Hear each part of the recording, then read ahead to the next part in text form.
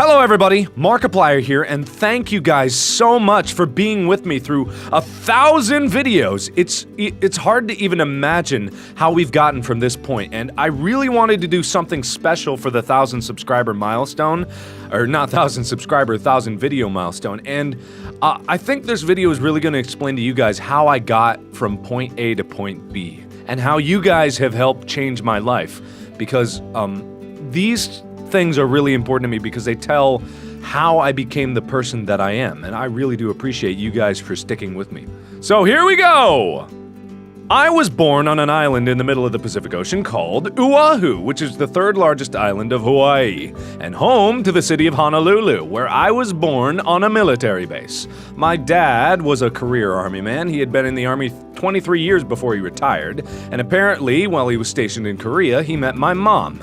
A pretty common story I've heard, but the result of them meeting was me, a beautiful baby.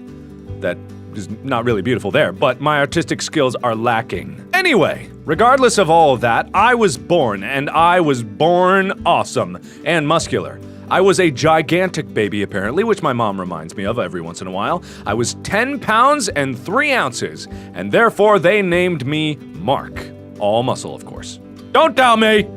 Shortly after I was born, my dad retired from the military to pick up a job as a layout artist for a book company of some sort. But either way, we ended up in Cincinnati, Ohio, of all places. Not really sure why, because I don't think we really have any family here. Either way. We moved into this awesome home with a gigantic backyard that led into these really amazing woods where me and my brother spend most of our time. I mean, if we weren't on the computer, we were out in the woods playing in the creek, picking up tadpoles, cutting vines, swinging on them. I mean, we really bonded together over those woods, and that's one of the things that I miss most about that house. But when we weren't in the woods, we were playing on this magical device called the computer that my dad introduced us to at a very early age. I mean, seriously, this thing blew my mind at the time because I could not imagine ever living without it. I mean, he told me stories about how computers were ancient and filled up entire rooms, but I was just flabbergasted that it could do what it did. I didn't even know about the internet back then. There were a few games on the computer, but the real experience that I got from gaming came from the Super Nintendo system that my brother got for Christmas. I mean, this thing was the reason that me and my brother are so close today because we played so many games together with it. That's my brother over on the left. His name is Tom, and that's me on the right. As you can tell, I am still more awesome, but he's a pretty cool guy, and I don't think I'd be who I am today without him. Sadly, it wasn't all happy times back then. My dad and my mom fought a lot, and by fought a lot, I mean my mom fought a lot, and my dad had to reciprocate.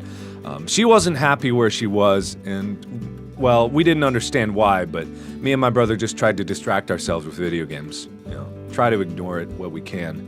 But eventually, that stopped working. It was pretty inevitable, but the divorce finally came. I mean, we were pretty sad, but we were more sad to see our dad just kind of cave in. I mean, we were out of money, half of the income was gone, so we had to lose the house. We couldn't buy as many games as we had before, so we lost out on a lot of gaming, but at least we got to keep the computer, and that's what really sparked my love of computers and technology. I should also mention that I was a pretty dumb kid. Me and my brother had a contest where we would try to jump as high as we could off the stairs and see who could land on a cushion at the bottom. I was gonna win, but I ended up cracking my skull open on the bottom step. This will make more sense later, but as I mentioned before, I was a dumb kid. When we moved out of the house, I could no longer go to the private school that we were going to, which was perfectly fine with me because I didn't really care, but it's all that I knew. I didn't even understand what lockers were all about when I went to the new school. I mean, just everything was perfectly foreign to me, and I didn't have an escape, I didn't go to the woods anymore, and I lost pretty much all of my friends and had to start all over. It was a pretty dark time for me because I had no idea what I was doing. But anyway, I made some friends, but I accidentally did something else stupid, and I was having a how far at the monkey bars can you jump contest, and I was gonna win, but I ended up falling on the ground and breaking my arm, like, really badly. Both bones and stuff, they were popping out everywhere.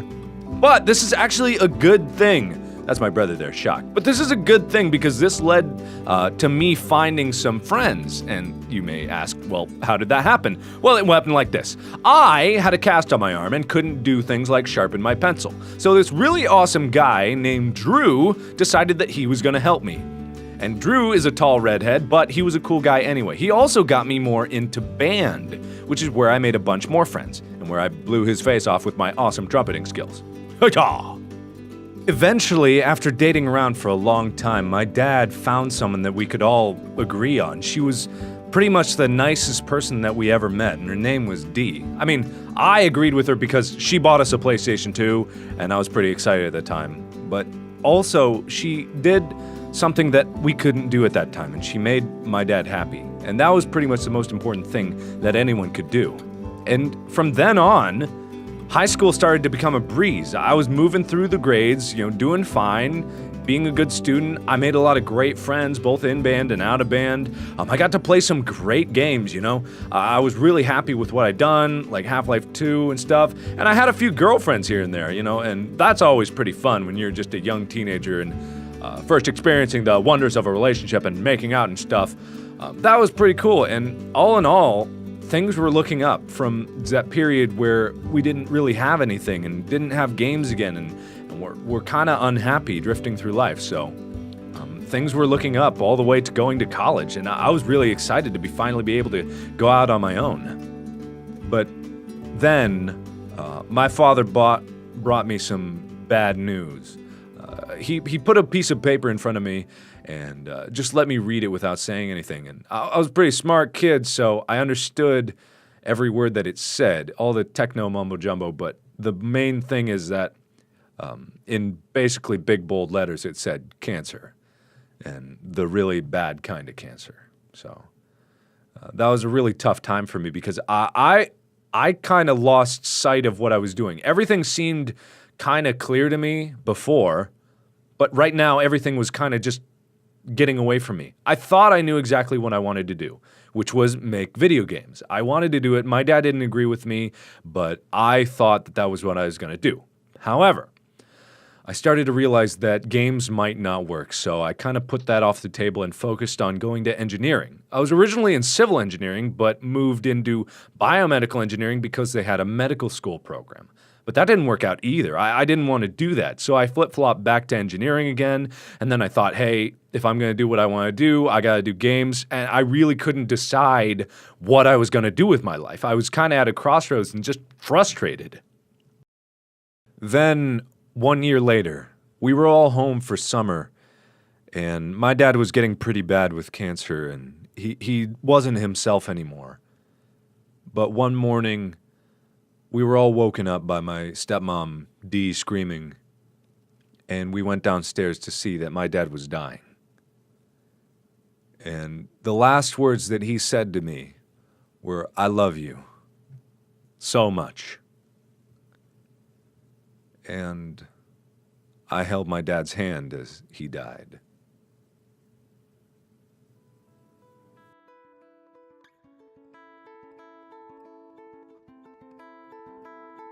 After my dad died, I became more confused than I was before because I was so far into engineering that I didn't think that I could get out anymore. And I was stuck in these mind-numbing co-op jobs that were literally me sitting at a computer 8 hours a day, doing 2 hours worth of work and nothing else. It was absolutely horrible, and I didn't want to do that for the rest of my life.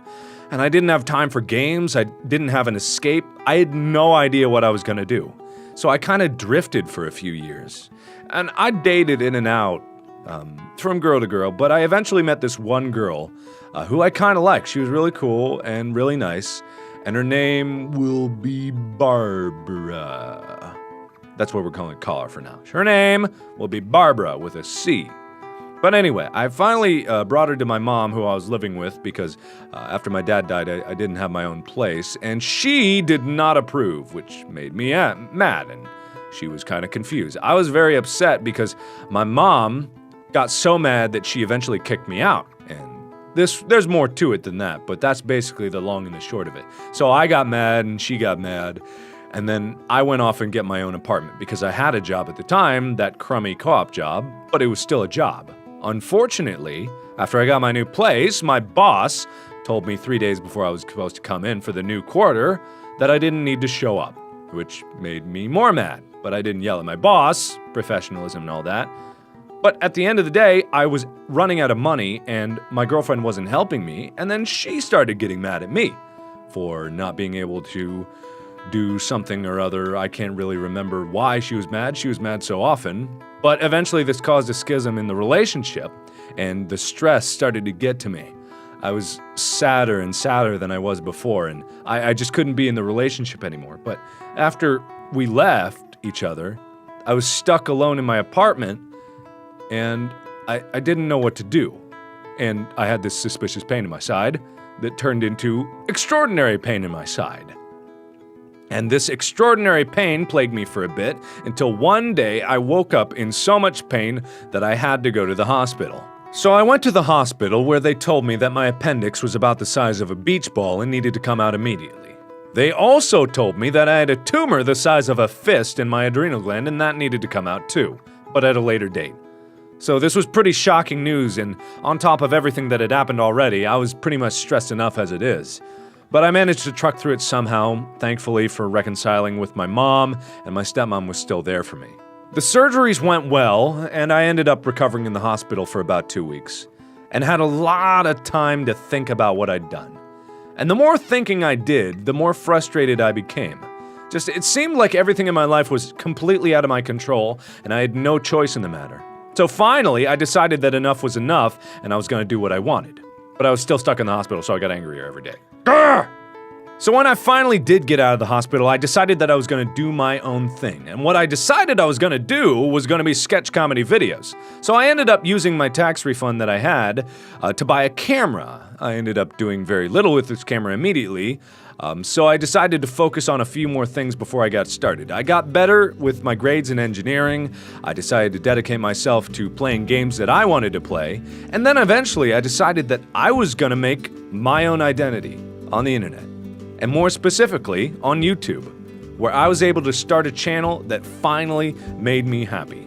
I didn't even care that I didn't have that many subscribers in the beginning, because even the few people that did watch me, I was more than happy to do everything it took to entertain them. But as I kept playing, things started exploding. Like, the subscriber count went crazy, and now I have more subscribers than I know what to do with. And I'm just happy that anyone watches my videos. And that's what really changed my life, and it's happened very recently. Like, before, I was totally out of control of everything, and now, I'm finally able to do what I love. So thank you guys, sincerely. I owe everything in my life right now to the support that you have given me. I was lost before, I had no purpose before. But now we're able to change the world, do good, raise money for charity, do just everything we want to do to help improve the world. And I am so grateful that you guys decided that I was worthy enough to subscribe to.